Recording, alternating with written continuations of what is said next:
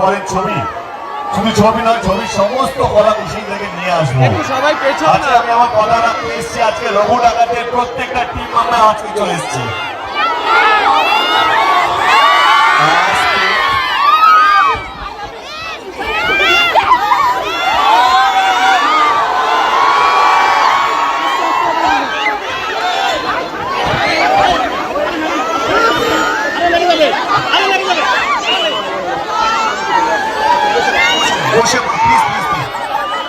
বলছে আপনার যদি এরকম করে চালাবে তাড়াতাড়ি চলে যেতে হবে। এটাই বললো কি রাস্তাতে এসছো বাবা, কই বাবা আমি যাবে এই রাস্তাতে পৌঁছে দেওয়ার কাছে এই বিষয়ে যাচ্ছি।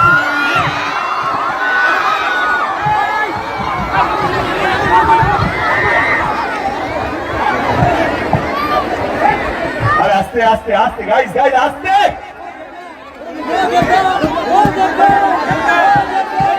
আজকে আমি আমার রঘু ডাকাত টিমের সাথে এসেছি। আমরা নর্মালি যেটা করে থাকি আর কি, কলকাতায় আমরা আমাদের ছবি প্রমোশন করি। আমরা ভুলেই যাই যে পুরো গ্রাম জুড়ে, পুরো বাংলা জুড়ে আমাদের দর্শক আছে যারা বাংলা ছবি দেখতে ভালোবাসে।